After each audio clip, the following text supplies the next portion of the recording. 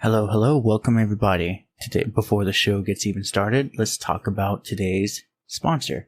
Today's sponsor is Naked Warrior Recovery. Since I last talked to William around September 8th, I actually had to go to my website and check this out because I totally forgot it was the last time we chatted. I've been using his energy drink, and if you actually are wanting to save even more money, go back and listen to that episode. It's round 2 with the Naked Warrior. And you'll get an even better promo code. But if you don't feel like doing it, you just want to get the product. I've been using his energy drink pre-workout, intraday, just for whatever. It's like 75 milligrams of caffeine, full spectrum of good vitamins. And honestly, being a Navy SEAL, he's very literal. So when his title says happy berry, it tastes like a happy berry. Don't know even how you can taste the happiness, but it's just amazing. I've ridden up local mountains on 2 energy drink packets. It's just for those entrepreneurs, clerks, everyday people who are just getting that brain fog that can't see straight. This is that next level. So head on over to nakedwarriorrecovery.com or nw-recovery.com. Enter in the promo code JBolton for 20% off. He normally doesn't give this much off, by the way. It's maybe 10, 15%. 15 if he really likes you. So head over to Naked Warrior Recovery. Link and promo in the description. Welcome to the Josh Bolton Show, where we dive into interesting and inspiring conversations. And now, your host, Josh Bolton. Welcome, everybody. Today we have Vikram Deol. Awesome, dude. We were ready chatting beforehand. I even hit this recording button. I think this is going to be a fun day for us all. What's up, Josh? I'm excited to be here, man. I like being on free-flowing conversations with free thinkers and entrepreneurs and like-minded people. So I agree. It's going to be a lot of fun. At least it's going to be fun for us. I want to say the others are going to be like, what the hell are they getting into? I think they'll get some value out of it, though. I think so too. So tell me about yourself. A little basic up and coming story of who you are. Yeah. Just typical Indian kid, grew up in a small city and had the typical kind of Indian upbringing. Parents weren't super strict, but they, Oh, interesting. Okay. yeah, they definitely had the immigrant mindset where the hierarchy of the house is the father and everybody else is there to, do what they want. My parents sent us to boarding school in 6th grade. I was in 6th grade. My brother was in 7th grade. And that was quite the experience. It was, at the time, it was really hard, but now it just is what it is. It taught me a lot about grit, though. It taught me a lot about perseverance. It taught me a lot about how to fend for yourself, how to fight for yourself, how to take care of yourself. Our first school that we went to, granted, we grew up I was born literally in the back of a Cadillac. And so going in style.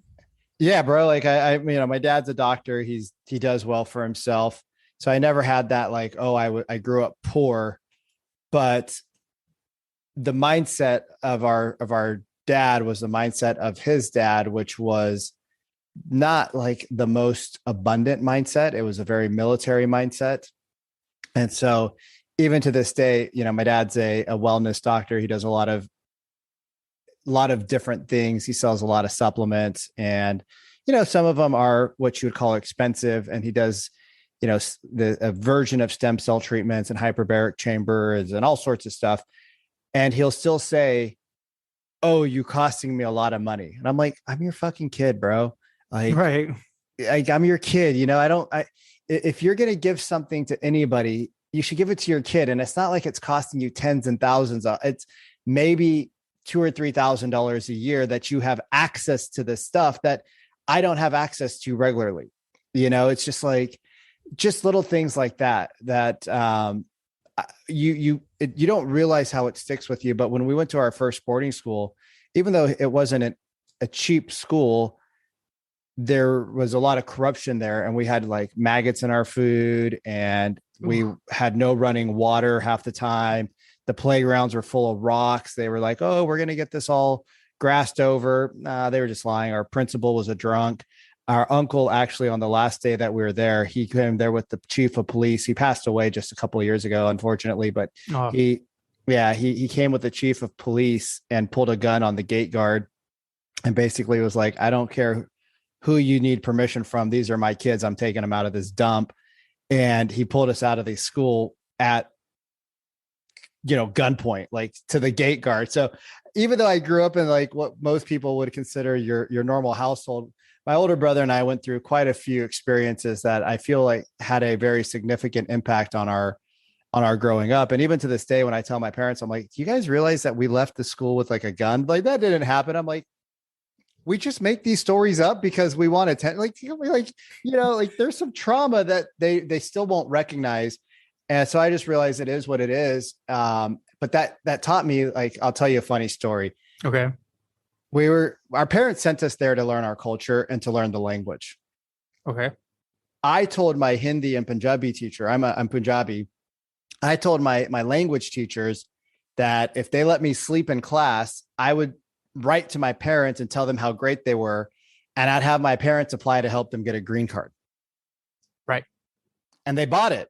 I'm a sixth grader, bro. Like I have no, you already had salesman skills, but I had no pull, right? Like I had no pull, but I just knew how to influence people. It's you give them what they want. They give you what you want, right? Like it's basic.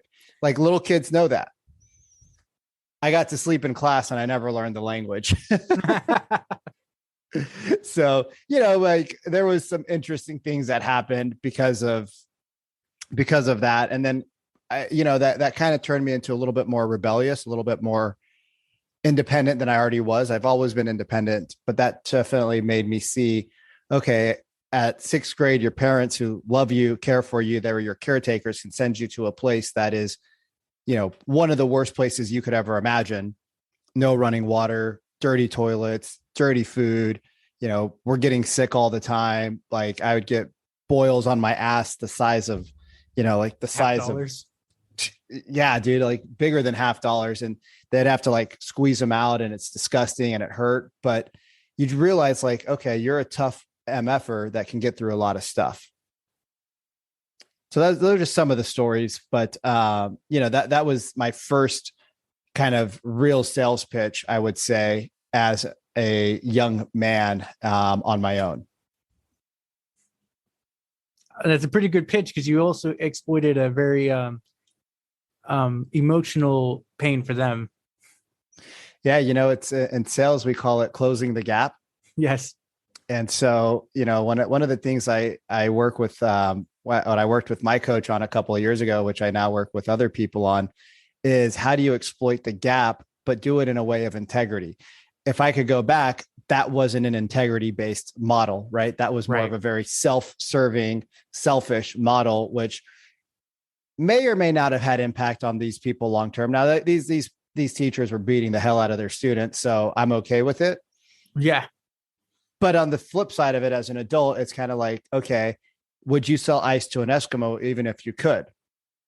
No, because they have to need the product or service you're selling.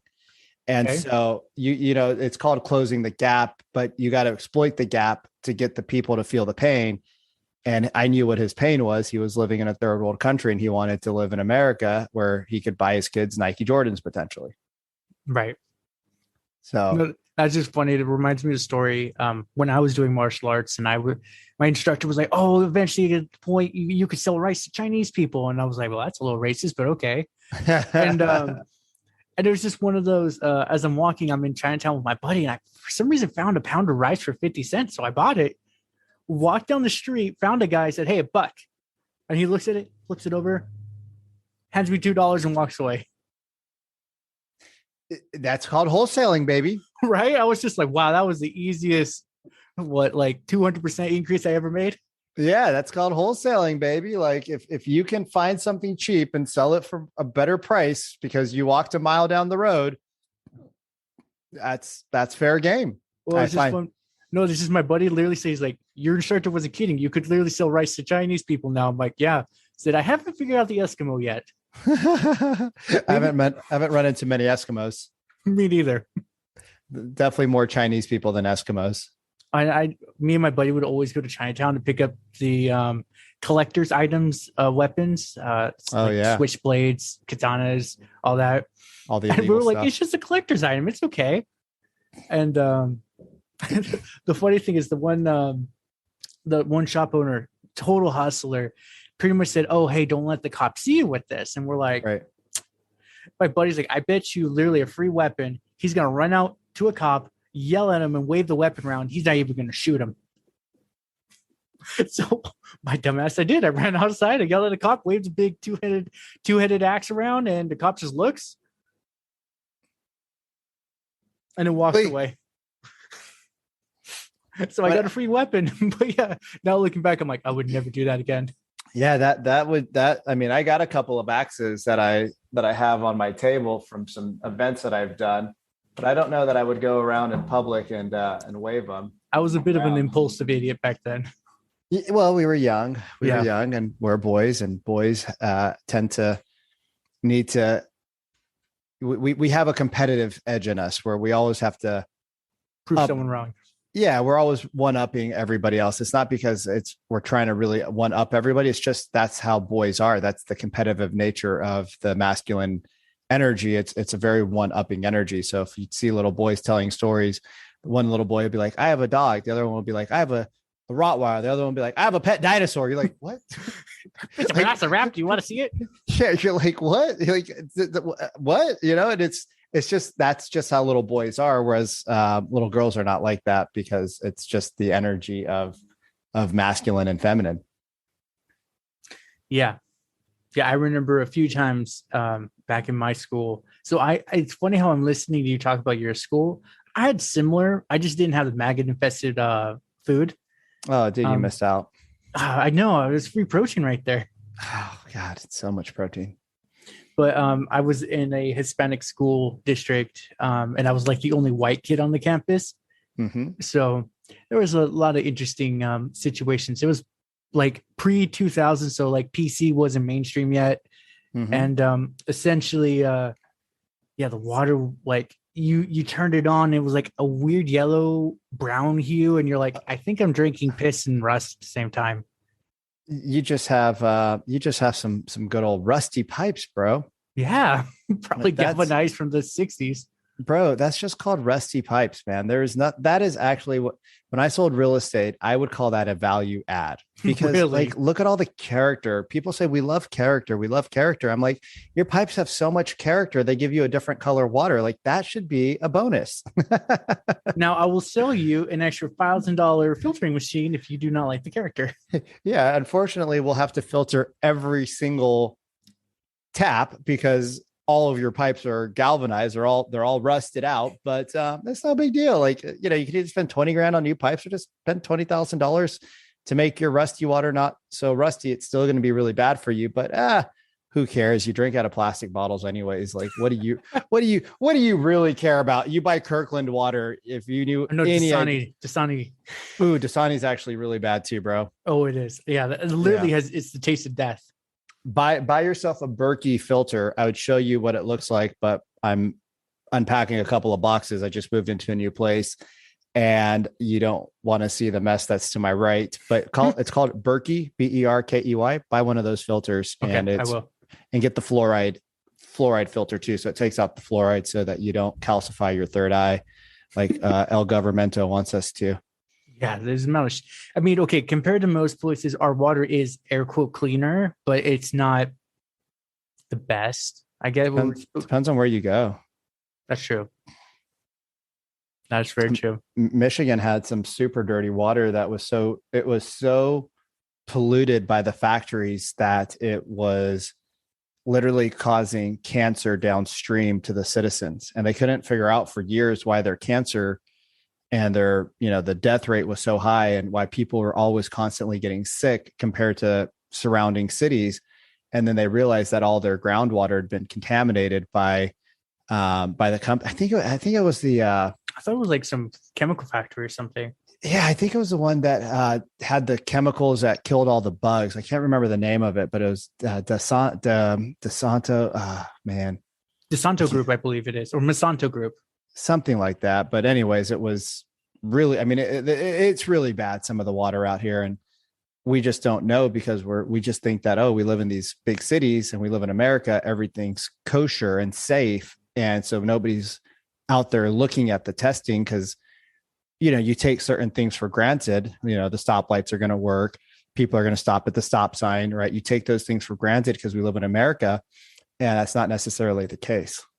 Oh, I mean, I went to Mexico pre-COVID, and literally, like we jokingly hired a local, because not even a tour guide, because we're like, you drive this traffic. He looks like he just got his license in America. Dude was whipping around everything. He's like drifting. He's just acting like it's a typical day. Yep. And I just sat there. I'm like, wow. Yeah, it's man. It's sheer anarchy. It's a wild place. I live in Miami now. I moved to Miami about 7 months ago, and I call it Latin America North. People just drive like Cuba they North. honk. Yeah, they honk. They drive crazy. I've never really worn seatbelts in the back of, Ubers and Lyfts. And out here, the first thing I do is I'm like, where's my seatbelt at? Like I put my seatbelt on with my dad, and I don't put a seatbelt on with the Lyft and an Uber. But now I'm like, I always wear a seatbelt. I'm like, if you don't got a seatbelt, I'm not riding in your car, because these guys drive like, I'm surprised they haven't got on a curb yet. I mean, I would say you're in Florida. Everyone there is like batshit crazy. 90 is the minimum. I don't mind the batshit crazy out here. It's a lot better than the batshit crazy in California. Oh yeah, we're special. We're like, speaking of which, the new Omicron, it sounds like they're gonna lock us down again. Dude, if you rearrange the words of Omicron, it's like moronic. Mm-hmm. It's pretty funny. I'm like, really? That seems like a play on words, play on letters, if I've ever seen one.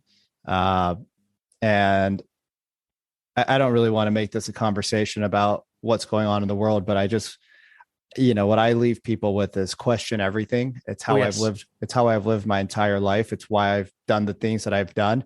Question everything. So when things don't sit right in your stomach, right, don't dig yourself into such a hole where your beliefs become so concrete that you can't lift your feet out of them. Right. Like I was talking to my dad's sister the other day, and she goes, oh, well, your dad used to be this and now he's this. I said, yeah. And before that he was this. And before that he was this, because things change and we're allowed to make those shifts in life. Like we don't have to become so concrete with our thought that we can't question what's going on, because what works today might not work tomorrow. And what, today, maybe it's the stock market, which is what makes millionaires. And tomorrow it's real estate.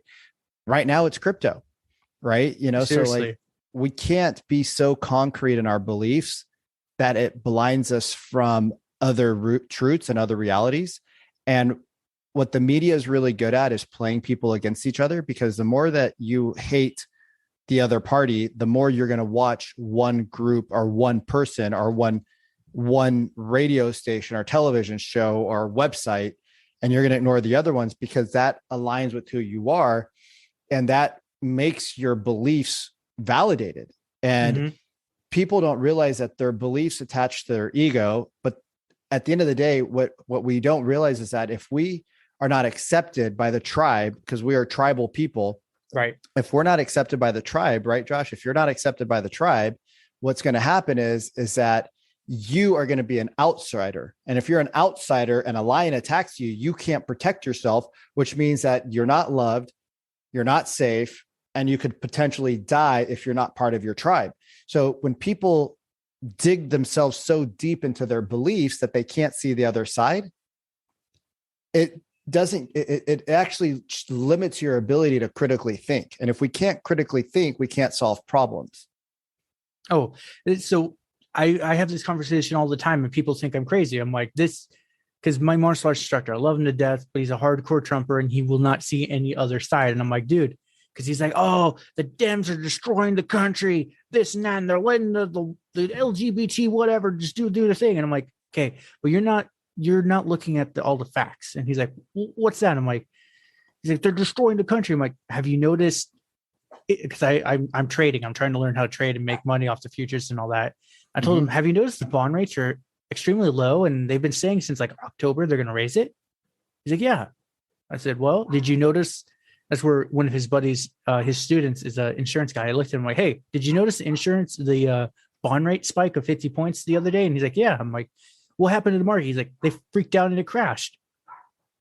And that's where he looked at me. I'm like, they can't raise it right now. And if they raise it, the whole system's going to implode. So it's just essentially the rich calling Powell and saying, hey, buddy, we get it. You want to fix the economy, but give us a couple more months because we need to close this real estate deal. I think when you go on either side, super conservative or super liberal, you run the risk of having a lot of gaps and a lot of blind sides. Mm-hmm. And what we don't need is more people digging their feet into the ground on the super far left or the super far right, because majority of the people I talk to are somewhere in the middle. Some people lean a little bit more left. Some people lean a little bit more right. Some people lean a little bit right down the middle. But most people I speak to, they want people to be protected. They want, their jobs to have safety regulations, but nobody wants to be forced to do anything. Nobody wants to be told how to live their life. Nobody wants to be locked up, right? Nobody wants to be controlled. We don't want to lose our freedoms that the Constitution gave us. And when you start digging in so far, instead of the conversation being, hey, how do we work together to make this world a better place? It's how do I get my agenda to the finish line and make you look like an idiot? And that doesn't serve anybody. It actually serves the one entity that wants it, which is the people in power, whatever the people in power. It could be corporations, it could be media, it could be the government. But when you print $6 trillion, you run the risk of massive inflation. And where did those $6 trillion, I don't think people understand the magnitude of $6 trillion printed, right? Like $6 trillion means that every single citizen in the US could be like a millionaire or something. I think the math broke down to each household could get $1 million and there still be a lot of money left over. And I did not get $1 million freaking dollars. Homie. Right. Oh, but the rich people, because there was a clause in the first one that because they're above whatever percentage, they can't actually, their stimulus check, their $1,000 is not enough. So we're going to pay him $2 million. That's like $1,000 for the other people. And I'm like, really? I can tell you, I don't know anybody who got paid that kind of money. I don't know. List of them. There's a lot of people who cheated, including Governor Newsom, whose business got like $700,000. There's a lot of people who were making it. I know that the BMW dealership of Bakersfield got like $750,000 and they had their best year ever. And I'm like, dude, my business was struggling to stay open. In fact, the government wanted my business, because it was in the health and wellness space, to be shut down completely. And I just, asked my members if they wanted to come back. They're like, yeah, of course we want to come back. Your space is cleaner than our house.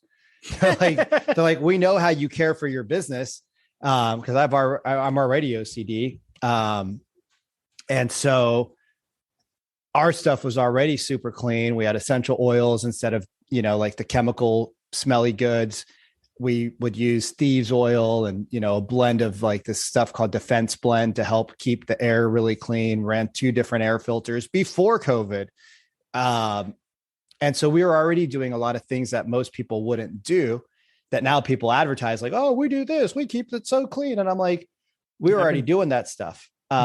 But our members were like, no, dude, we're coming back. We don't care. Like this actually makes us feel good. This keeps us strong. It makes us feel better. Like it's good for our immune system. So we opened up after I fell off of one of my bikes right when COVID started. So I had to get surgery. So I took a month off right during the lockdown, which was perfect. But we opened up a month later and we never shut down since.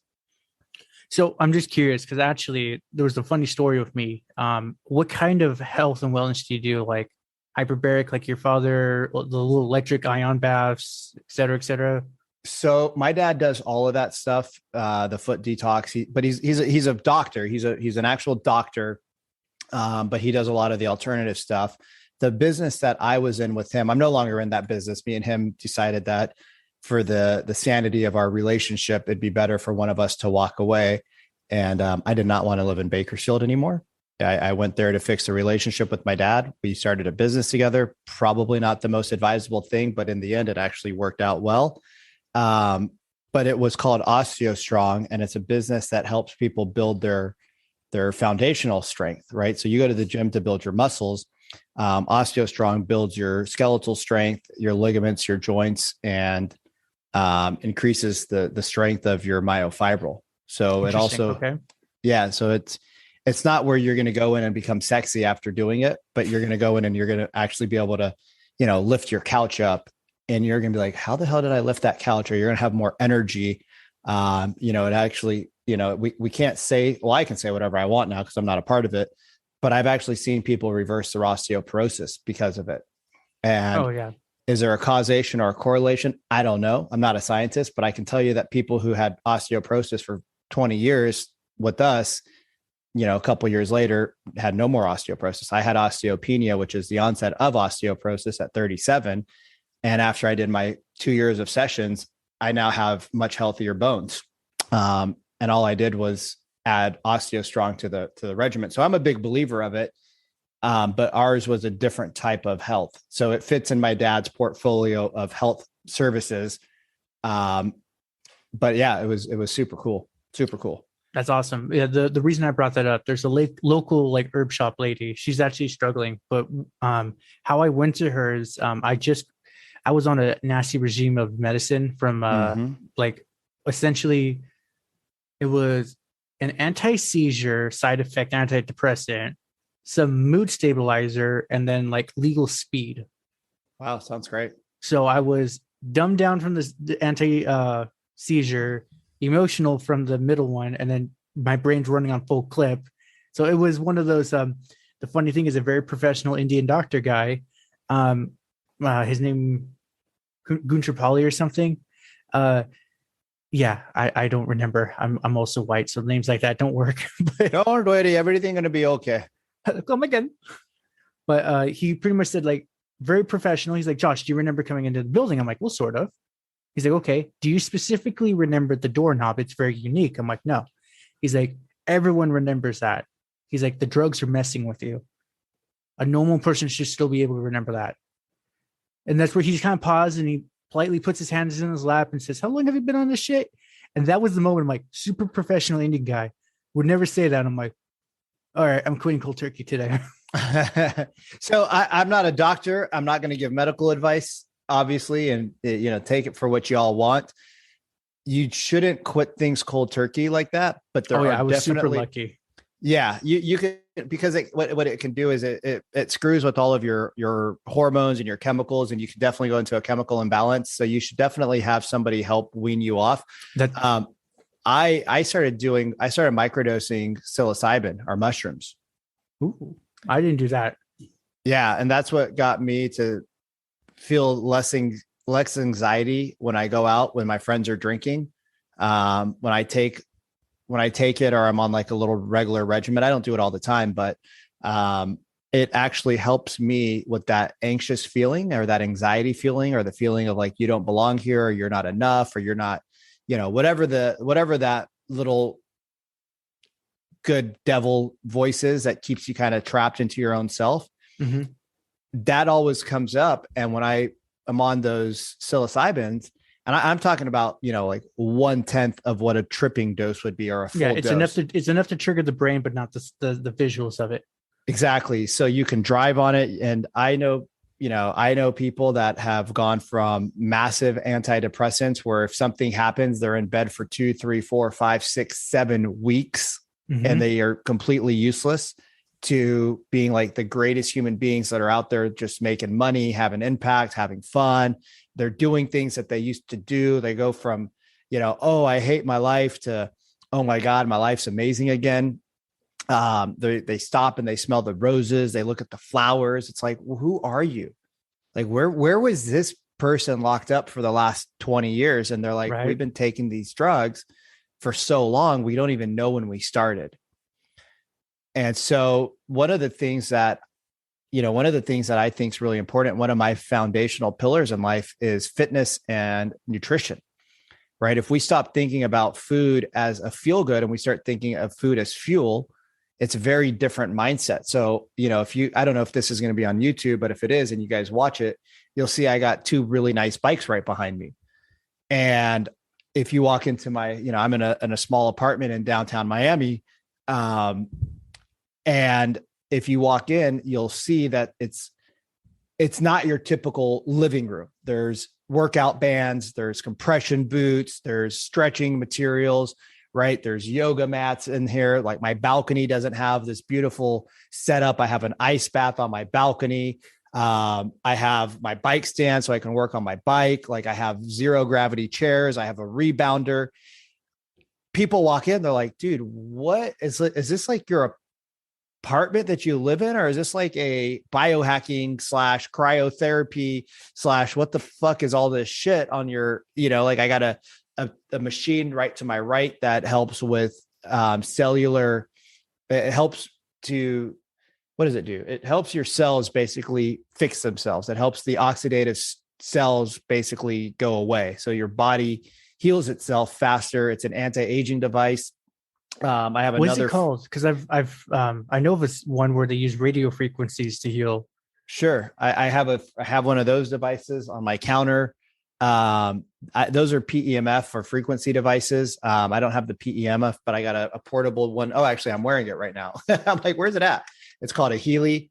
So I'm actually wearing it, and then I have this thing called a Nano V. So like people are like, oh, well, it's easy for you because you're in good shape. And I'm like, no, I worked at it for years to build up my arsenal of defense mechanisms, right? Like I don't enjoy getting into a cold plunge. I don't enjoy jumping into my parents' 40-degree pool in the middle of winter last week after a bike ride that was in 38-degree weather. I'm like, but I do it because I know that my body loves it. And when you strengthen your body, you strengthen your mind. And when you strengthen your mind, right? Like one of the things that I got, coming back full circle to one of the lessons from India was mental strength. It's like, if you can get through this as a sixth grader, I was, sixth grade, 11 years old, 12 years old, something like that. Yeah. I was a year younger than most sixth graders because my birthday is on January 1st, and I do accept gifts, everybody. So just, go ahead and send me some gifts. PO boxes will be in the description. You could just send me like an Amazon gift card on Instagram. I'm totally fine with that. But like the mental strength you get when you go through something that's that traumatic at a young age, you realize like, hey, I can get through a lot of stuff. And then you just start to build on that. And there's a quote that I love is, tough times don't last, tough people do. Yes. And so when you do things like sit in a cold bath for 3 minutes, 5 times a week, when you do stuff like, 30, 40, 50, 100-mile bike rides multiple times a month, when you work out and you push yourself, or even just doing a 5-minute meditation, right? Doing a 5-minute meditation in the morning, you're commanding the strength over your body. You're telling your body, hey, you're going to sit down. I'm in control. You are no longer in control. I'm going to tell you what to do. I'm going to create the strength that you need, that I know you have, because we all sleep for hours. Mm-hmm. So if we can sleep, we can meditate. And when you sleep, you still have thoughts, you still have dreams. There's no bad meditation. There's just not doing meditation. So that 5-minute meditation is an actual huge win, because if you start doing it enough times, you build the habit, you build the muscle. And maybe after 2 or 3 or 4 or 5 months, you do 10 minutes. And maybe after 6 or 7 more months, you do 20 minutes. And then you can sit down consistently for 15 to 20 minutes and just silence the body. Because when you can tell the body, hey, we're not going to do that, it gives you a lot of strength. And so it's not like, the cold plunge has a lot of health benefits, but it also has a lot of mental benefits that people don't realize. Because then when you go to a party and there's, cookies and cake and processed foods and all this shit that's super bad for you, you're like, wait a minute. I just told my body to get into a bathtub for 3 minutes. That's 40 degrees cold. I don't need to eat that, because I know that that doesn't actually fuel my body. Mm-hmm. Because we live in a society where when something bad happened, you're given cake. When something good's happened, you're given cake. So you were taught as a young kid that when good things happen, you reward yourself with cake. When bad things happen, right? Not saying like, not like you got an F on your report card, but like something bad happened. You had to get your tonsils out. You get ice cream. So you've been taught as a kid to be rewarded with stuff that actually makes you mentally weaker. Yeah, the sugar, it just destroys the brain on its ability to process. We need more fat in our diet too. And so when you go into this, when people want to lose weight, they think, oh, I have to cut the fat out. Well, your brain is a very fatty substance, hence why you need omega-3 fatty acids. Mm-hmm. And so when you cut the nutrition out of your body and you cut the fat out of everything you eat, your body no longer gets the nutrition and your brain suffers the most. And then your brain wants more of the bad stuff. And these food companies actually create food products that they don't create in the European nation for Americans. We're very special as Americans. Our government really cares for us. They give so many damns for our safety and health. They are really, I mean, make sure you go get your 36 booster shots because they really care. Yeah, because I believe, what was it?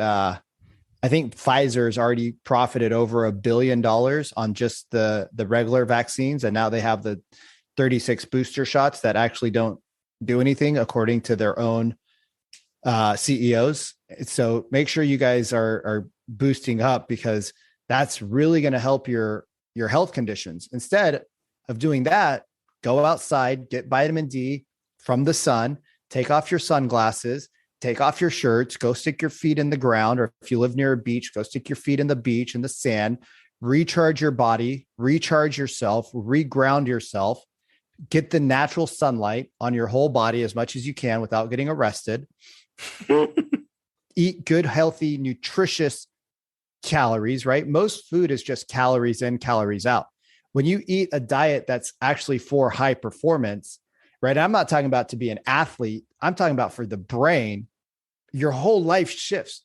When you start putting better substance in your mouth, Josh, you start shifting everything, because your brain now isn't depleted of the nutrients. And imagine if you try to drive a car like a Ferrari up a steep hill, but you didn't have any oil in it.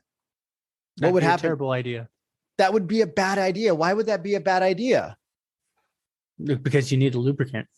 Yeah. And if you don't have that, you're going to blow the motor. Well, that's what people do to their bodies all day long, right? They overload them, right? We're overweight. Then we underserve them with the fuel. And then we take out all the lubrication to the motor. And we wonder why we're always in pain. We're always sick. We're always depressed, right? Why do we have a nation that's got so much ability to be happy that's constantly hurting? That's not good for profit margins. So we need them depressed so we can sell to them. Well, I understand, Josh, but I'm not here to make I'm not here to make money off of people by hurting them. I'm here to make money with people by helping them. And the crazy thing is that you can make the same amount of money or more, because the economy booms and there's a whole new market of things that you can sell. Oh, 100%. And when the economy is booming, right, you can charge 5-10% more for your products, and you can make your same profit margins, but you go to sleep good, feeling good, versus going to sleep with, 3 glasses of whiskey. It's like, I just did a really shitty thing to that guy and I don't feel good about it. Yeah. Like that's, there's certain people, careers where they tend to have more illnesses because what they do is out of alignment with their soul, because they're not doing good work for the universe. They're helping their client, but they're not helping them in an honest way. And so that takes a mental toll on you, because if you're doing something inherently wrong, that takes a mental toll on you, and that stress creates illness within the body. So then they drink to numb it, or they do other drugs to numb it. And you can see how the cycle continues. Mm-hmm. But when you're in alignment, like with what you're supposed to do and how you're supposed to feel, and you're connected spiritually, and you're doing your meditation, you're giving your body the fuel that it actually needs, you can perform like a Ferrari. Oh, 100%. So I'm curious, as you're talking, I'm hearing something. I don't know if the others picked up on it. So what is so you're saying processed food and food in general, processed food bad, sugar bad. Yes. Are you saying keto is okay? And if keto is okay, is fasting okay with what you've studied? Sure. So today it's 2:41 p.m. my time. and I've taken in a whopping 2 cups of mushroom tea that had a tablespoon of butter and a little bit of collagen. So probably 400 calories max. And it's 2:41, and I'm actually not really hungry. Up until you told me the time, or up until we just talked about it, I haven't looked at the time. So typically I do intermittent fasting. Okay. I started out on 12 hours of fasting and 12 hours of grazing. So I actually don't like to call it eating. I don't like to say that you need to have 3 square meals. It's grazing. So you graze like a cow does, right? You add nutrition to your body. So we don't need to have these meals that are these elaborate ideas. Sometimes you just need to put good, nutritious calories into your body. Sugar is the devil, no matter which way you cut it, whether it comes from fruit or it comes from processed. Obviously, processed is worse than getting it from a complex carbohydrate, but it all breaks down to sugar. These diets where people are vegan and they don't eat any real animal proteins and fats, they tend to have a lot of problems. They have weaker bones. Some of them get adult acne. They don't know why. I'm like, well, you just ate 600 grams of sugar for the day. Like your body can't process that much. You had like 15 kombuchas. That right there is a problem. Yeah. Like you're not doing endurance exercise where you need to bring in 50, 60, 70 grams of carbs an hour. Like that's what you're supposed to do if you're going on a long bike ride, more than an hour. You're supposed to bring in carbs so that you have the glycogen in stores, et cetera. Oh, that's what I've been doing wrong with my rides. Okay. Yeah, you're just not riding long enough. And I ride up mountains for fun, but it usually takes me like 3 hours to get to the top. And halfway through, I'm like, why does this hurt? Sure. Well, you can also, there's electrolytes out there. I use one called Keto 100. And I put that into my juice or into my water. It's just electrolytes. So you're replenishing your electrolytes, which when you're on a keto diet or you're doing carnivore diet, which is what I predominantly do, you actually need more oxygen and you need more water to break down the fat into fuel. So I drink a lot more water on my rides than my guys that are riding on a high carb diet. But my energy is more sustainable and I don't have those crashes like I used to. And I also don't get those sugar like barfs. Like I've had sugar barfs because you eat these super crappy bars. Or goo. Oh man, if I eat a goo now, I'm straight in the toilet for 3 days. I got the runs for 2 days. My uncle, he's like a super hardcore cyclist. He's got like the literally like barely 4% body fat like frame.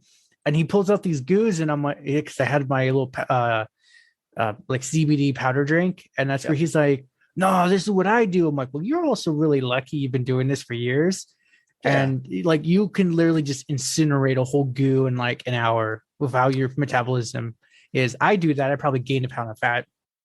You don't gain a pound of fat. You gain a pound of sugar in your body. So yes, it stores as fat. But it's actually, if we change the language around it, you're just storing energy, right? Fat is a store of energy. So if you teach your body how to burn fat, then you can actually burn that fat down really quickly. But you got to get your body off of the carb loading and onto the fat absorption and the fat usage. So is keto the best? I'm not a doctor. It's probably better for most people than what is recommended. There's one guy I used to listen to, and I actually lost a shit ton of weight doing it for like 3 months. It's he just does no sugars at all. Only exception for him is like blueberries. He's like the antioxidants, but he's like, even that, he's like maybe 4 or 5 and call it a day. Yeah. And he's like, and no grains whatsoever. He's like, even quinoa, he's like, screw that shit. He's like, that's where when I was doing it, I ate no bread, no rice, no whatever, no fast food. And I would only have like small handfuls of berries. And I'd like, in like 2 months, I think I dropped like 20 pounds. But how did you feel? Fantastic. I didn't even need to eat that much, actually.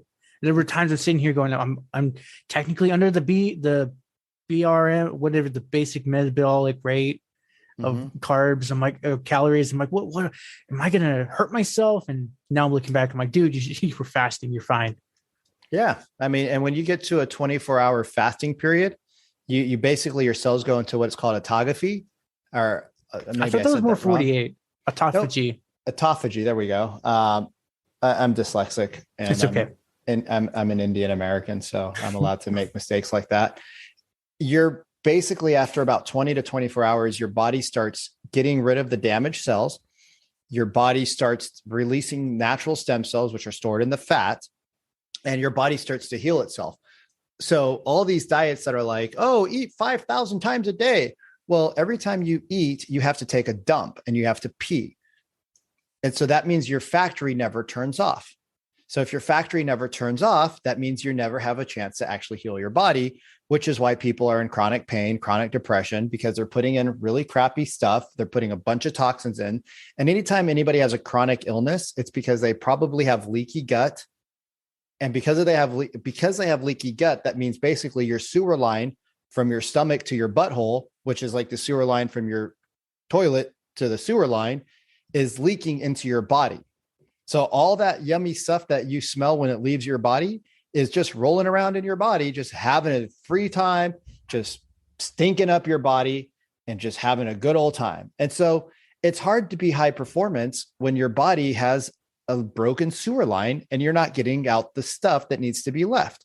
It would be like flushing the toilet every day and a little bit just popped up. Oh, a little squirt every time. Every toilet's just got a little squirt and you don't go in. And it's not a bidet, so it's not fun.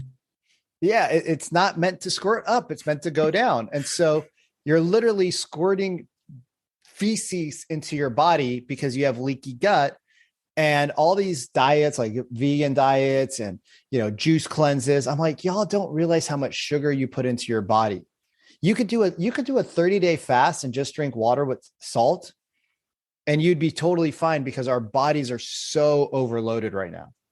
Yeah, I know. I joke with my coworkers all the time. I'm like, I have so much fat stored up because I work in the grocery stores at night. So when our shelves went empty, everyone's all worried. I'm like, dude, I got so much fat.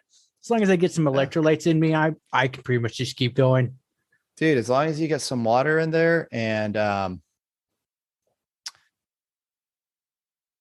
long as you get some water in there and you get some electrolytes and electrolytes, you'll be good. I think isn't it after like a week of fasting, you should consider taking like more natural vitamins and mineral supplements? Yeah, I mean, my supplements are pretty gangster, but okay. Who's your sponsor and what do they do? Unfortunately, I'm sponsored by American Express and Capital One. My credit cards. Yeah, but I got a lot of miles to show for it. Heck yeah. I use a lot of ancestral supplements, so I do the carnivore diet. So I try to get all the nutrients, the micronutrients from the supplements. So that's really good. And then I also take a lot of I just have a lot of different supplements, man. I literally take like 40 pills a day. It's not big pharma, so it's okay.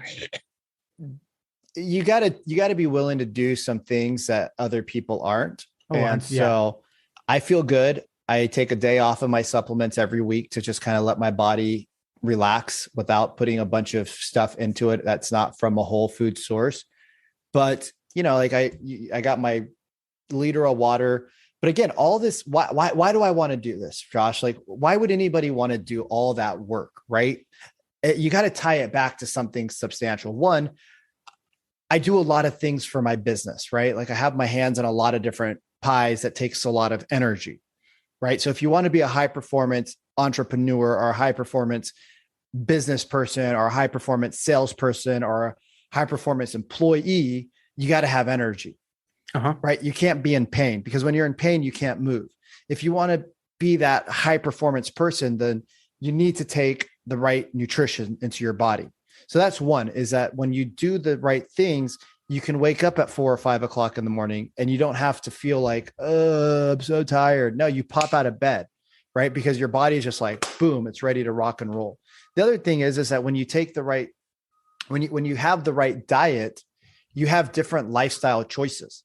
When your friends are like, hey, let's go out and drink till 4 o'clock in the morning, you're like, nah, I'm good. I don't need that. I don't need that external validation. I'm totally fine. Like my body and mind are connected. We've been doing our meditation. We're good. We're going to go do what we want to do the next day, which is not sit in bed hungover. Now, don't get me wrong. I've been there, dude. I mean, I might not call myself an alcoholic, but I've definitely done some stupid shit on alcohol. Oh, me too. There was a few times I've almost killed myself drinking.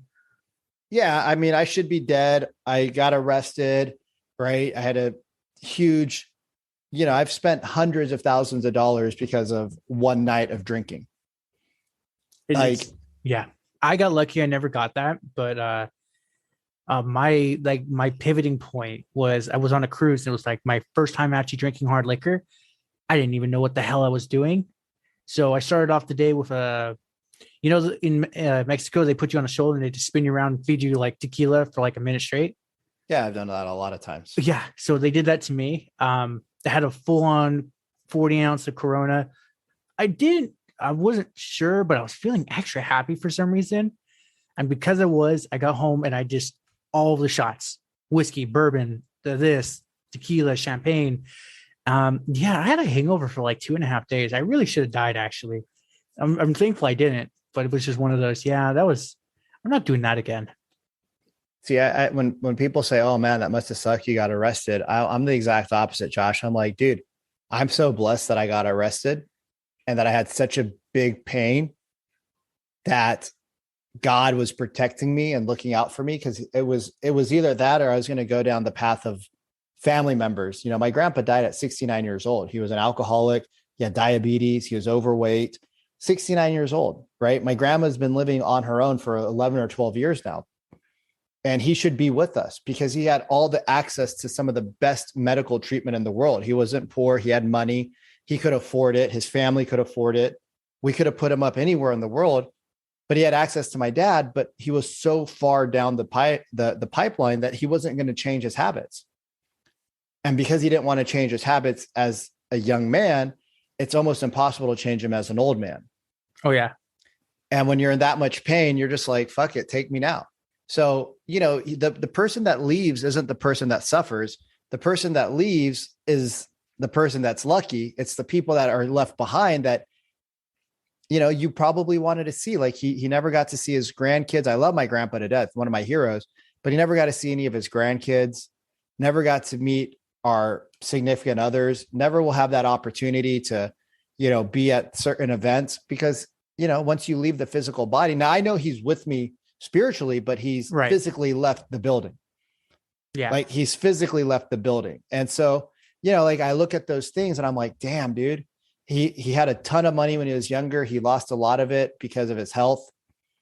So people spend their whole life to make money. Then they spend all their money to try to save themselves.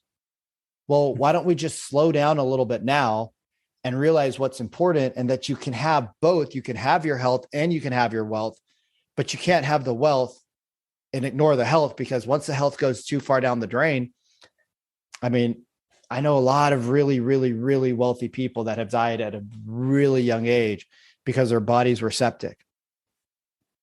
And so, having all the businesses in the world are great. And, I have a few businesses, but if I can't maintain the energy, I can't perform for my clients in the way that I need to. I can't show up for my team the way I need to. I can't show up for, you, how you would expect me to show up. I mean, you would be like, yo, Vic, your energy was at a level 2 today. I'll be like, really? I thought I was at a level 11. It's like, no, dude, that sucked. I'm not going to put that online. Like, why'd you waste an hour of my life? my audience is going to think you're a fucking moron. Oh, no. I wouldn't at least say that to you directly. I'd be thinking like, damn. You just wouldn't listen to the whole podcast, which wouldn't be me serving at my highest and best level, and I'd be out of integrity. So being out of health is actually being out of integrity with your body, which is kind of screwed up because your body does so much for you. So like giving your mind and body and soul like the best that you can give it at a constant time, and you're going to make mistakes. Like you don't have to be perfect, but you got to strive to always be improving 0.5% every day. 0.5% every day. If you improve 0.5% every day at the end of the year, you won't recognize the person in the picture, in the mirror. I would say I thought it was 1% a day, even if it's just like making your bed. That's like a 1% for the day increase. I've heard it from Jeff Bezos, Atomic Habits. It's just like the 1%. Just focus on that improvement for the day. Everything else could go to shit. if you focus on one, so the book Atomic Habits, right? So they talk about small, almost unmeasurably small changes in multiple areas of life over time add up to such a crazy change in who you are that you won't recognize yourself. You will have so much more time and freedom because you're turning the dials on so many small things. You're just 1% tweak here, 1% tweak, 1/4% here, 1/4% there, 1/4% here, 1/4% there. And as you do these little tweaks over time, who you are changes, right? So like if you do a 30-second ice bath every day, you build the habit that, hey, I'm the type of guy that does an ice bath. I do an ice bath every day. Like that's just what I do. That's who I am. I'm an ice bath guy. Holy crap. I never thought I was this. And then you start thinking, well, I'm a tough dude because I get into an ice bath. And then you start thinking, oh, well, because I'm tough, I can go make a couple of cold calls today. Oh, okay. So now I make a couple of cold calls. Now you become this mindset of like, oh my God, I'm an awesome salesperson. Then you get the mindset of, oh, well, since I'm an awesome salesperson, maybe I can open up a sales business and we can start doing sales stuff. And then you get the mindset of something else and something else and something else. And it all starts to stack. And it's just because you turned the dial a little bit here, a little bit here, a little bit here, a little bit here. And if you turn the dial a little bit every day, right? 30-second cold shower. I'm not telling you to take a 4-minute cold shower. I'm saying take a 30-second cold shower. Just turn the cold water on at the end of your shower, right? You start to become the person who does healthy things. You go to the gym for 10 minutes a day, right? Just 10 minutes a day. You know, one of my team members is like, yo, I'm going to go work out 2 hours a day. I'm like, who gave you that advice? She's like, well, this lady I listened to on a podcast. I'm like, is she ripped? She goes, yeah, she's super buff. I'm like, has she worked out her whole life? She's like, oh yeah, for like 20 years straight. I'm like, you can't take advice from her. That's like her job. I'm like, could you actually physically see yourself going to the gym for 2 hours a day? She's like, no.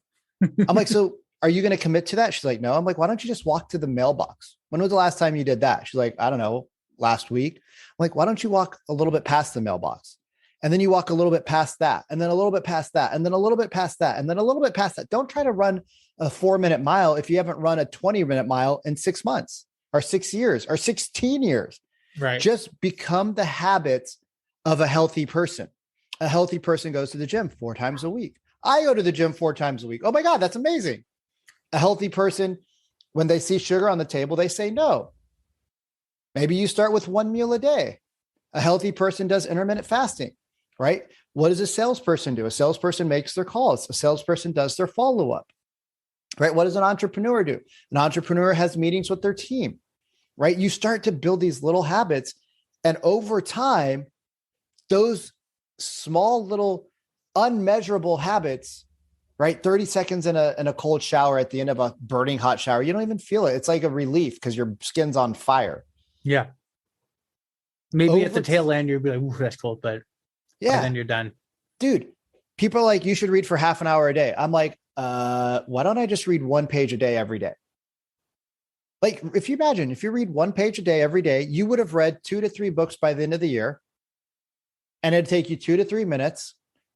And you could do that. It's like, I'm taking a shit. I'm going to go read a book.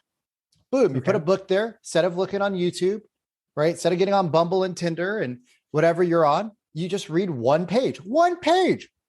You are now a reader. You have become a reader. And now that 1 page over maybe 45 days turns to 2 pages. And then at 90 days, it's 3 or 4 pages.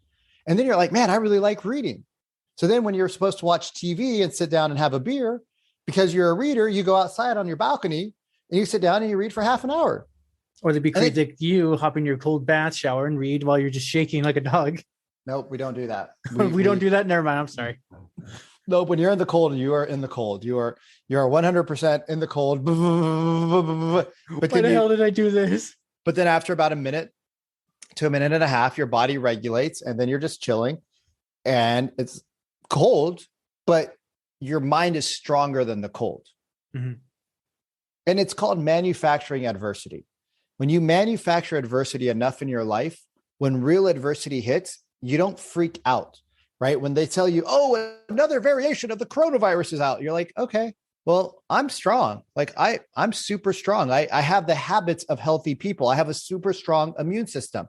I'm not in the category of a high risk person. Why? Because for the last 18 months, I was doing the habits of a healthy person, and holy crap, I've lost 30 pounds, but the weight's gone, right? I built a business that now is sustaining itself because I've done the habits for so long that I can teach those to other people. So small shifts, man, people want to go for the gusto. And that's why your New Year's resolution never works. Your New Year's resolution shouldn't be, I want to lose 50 pounds. Your New Year's resolution should be, I'm going to create the habits of what somebody who weighs 150, 180, 120 pounds does. What do? They work out. How many times a week? 4. Okay, great. I'm going to put on my calendar 4 10-minute workouts. And then you build on it. And then you build on it. And you build on it. And eventually you build more and more and more and more, because every day you're doing a little tweak, a little tweak, a little tweak. So 10 minutes turns to 10 minutes and 10 seconds, 10 minutes and 20 seconds, 10 minutes and 30 seconds, 10 minutes and 40 seconds, 10 minutes and 50 seconds, 11 minutes, 12 minutes, 13. And eventually it gets to an hour 4 times a week. And you're like, wow. But now it's so ingrained into your head that you just don't miss those activities. Right. When I had my sales team, the activity was cold calls. Like, dude, we can never do 2 hours a day. I'm like, let's start with 30 minutes. Okay, that's not bad. 30 minutes flies by. Then it's like, hey, let's do 45. Can we do 45? Yeah. Okay, great. 45 minutes flies by. And it's an hour.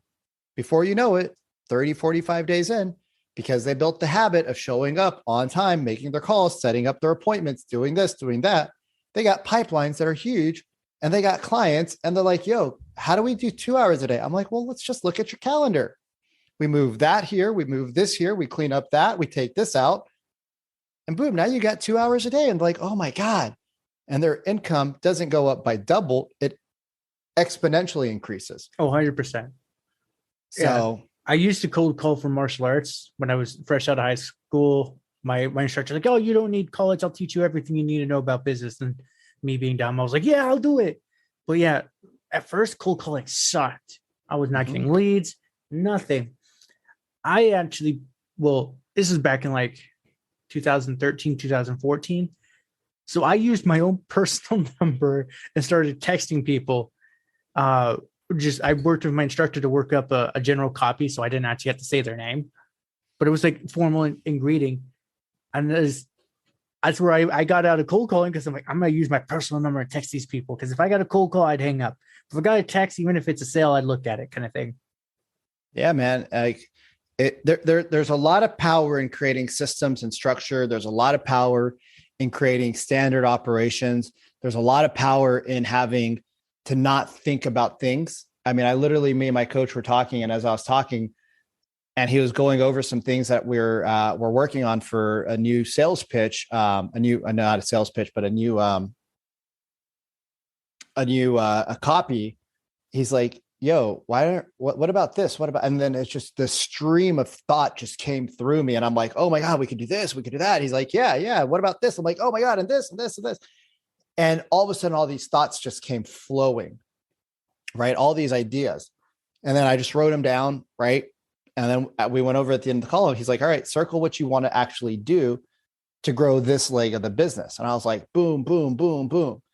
And it just flows, man. Like it just flows. And so being an entrepreneur, you wear many hats, and being an entrepreneur, a long-term entrepreneur, like I've only had 2 real jobs, and they probably lasted for 7 months combined total in my life. So I've always had to fight for my meals.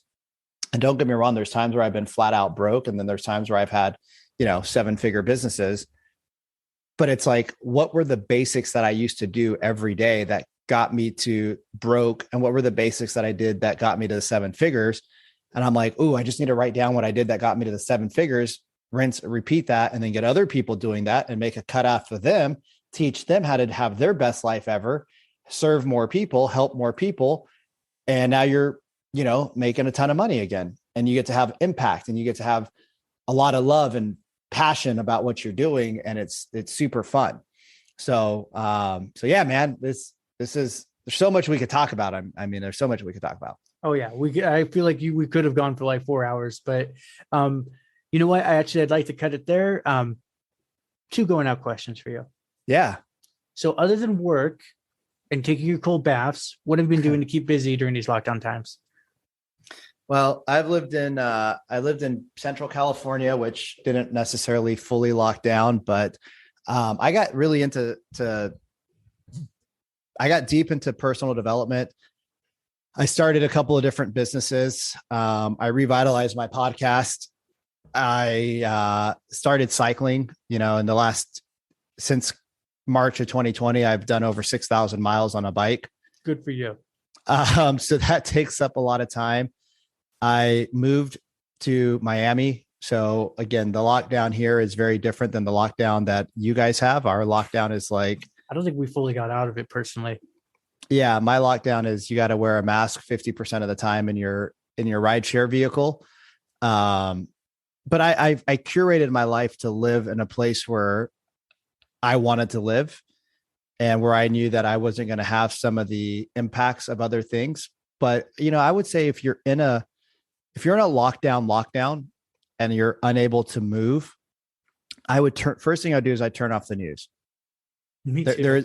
There is nothing in there that is actually for your benefit. It's all there to keep you in fear. And it's all there to keep your monkey brain addicted to the TV so that you can't leave. So the first thing I do is I turn off the news. The second thing I do is I would start working out. Even if that's in your backyard or in your living room, you can do sit-ups, you can do squats, you can do lunges, you can do push-ups, you can grab a book, you can do curls. There's 1,000 different meditations out there. There's 1,000 different workouts on YouTube. There's yoga, there's stretching, right? Do what you can. Don't try to compete with me. I look at my buddies who are cyclists of 20 years that can do more, and I try to compete with them, but I have to understand where I'm at today and that I'm not going to be able to do what they do tomorrow, but I can work towards that goal by doing the daily disciplines. And so find where you're at and then just exceed it a little bit. Right. I would probably pick up some books and some courses and start improving my skills, because the economy of 2022 and beyond is going to be very different than the economy of 2021 and 20. So start sharpening those skills and, just remember, like, you're not alone, right? You're not alone. But what I did was I got on a bike, man. Like, the bike became my life, and I would go to sleep early. I stopped drinking. I would wake up early. I would ride with a group of people because that kept me accountable. Right. I'm just as lazy as everybody else out there, bro. The other thing, Josh, I would recommend doing is I'd go through the pantry, discipline people, right? People that you think have really good discipline and willpower. They have just stacked their odds in their favor by getting rid of the external variable. Yeah. What's the word I'm looking for? But yes, the variable. They cleaned up their environment. So they got rid of the junk food. They got rid of the alcohol. They got rid of the drugs or the cigarettes, the pot, whatever it is. And it's no longer there. Like, even if, like, let's say you like drinking a beer every now and then. Well, if your beer's on the top shelf, you're going to drink a lot more of it. If your beer's hidden on the third shelf behind the healthy food, and you actually have to move things around, you're going to drink less beer because it's hard to get to, and you actually forget about it. Because if it's not in your sight, it's not in your mind. Right. So I would say, pick up a couple of good habits, start small, do 10 or 15 minutes a day of those good habits. But just create the habit so that over time you have so much momentum in your favor that it's hard to stop doing them. Well, you answered the second question without me even asking it, which was, how do people achieve what you're doing? So there we go. Yeah, man. Just, you guys, the one thing that I always say is, and this has taken me a long time to learn from myself, but I would teach to others that were worked for me, is that when you're starting something new, give yourself grace, allow yourself to make mistakes, but become the person that just does those actions by starting small, right? Sometimes it's just showing up in a suit and tie, or sometimes it's just going to the gym in your workout clothes. And you just do that so many times that it feels weird to not do it, because it's like when you drive down the road, you don't notice the trees to your right or the left unless you go down a new path.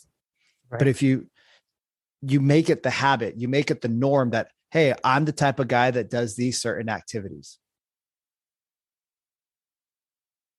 Yeah, 100%. No, I'm looking at my phone. I'm like, what just went off? Yeah, for me, like my habit forming, and we're going to start going. So I started writing more. Every lunch. I recently actually haven't been writing because I went to Orange County and I took the front wheel off, and I'm just too lazy to put it back on. But yeah, it's the same thing. If I'm not doing some sort of workout during my lunch, I'm like, what am I doing with my life? Yeah. All right. So small things, man. And if you guys want to reach out to me, hit me up on Instagram, Coach Vikram Deol, VIKRAMDEOL. That's where I'm the most active right now. And I'd love to have a conversation with you guys. Yeah, hit him up. Especially tell him he came from this show. Yeah, tell me that you came from this show, and I will make sure that I don't put you in the spam folder. Perfect. Absolute honor and a pleasure, man. I appreciate you, Josh. Thank you so much. Thank you. Well, congratulations. You made it to the end. You're a awesome person. Not many make it here. So, being the awesome person that you are, can you do me one more awesome favor? Can you rate and review this on whatever podcast services you're using? If you do it on Apple and you leave an actual written review, I have a thing on my website. I will take your written review and post it for all to see. Congratulations, you're permanently sealed on my site. Otherwise, I am trying to do YouTube more and live streaming. I will try to put as many of the YouTube links in the description of the show as I can. So give your boy some extra help over on YouTube. Watch my videos. I just mute it and change the channel, change the window or something. But yeah, that's it. Thank you for being awesome, and see you next time.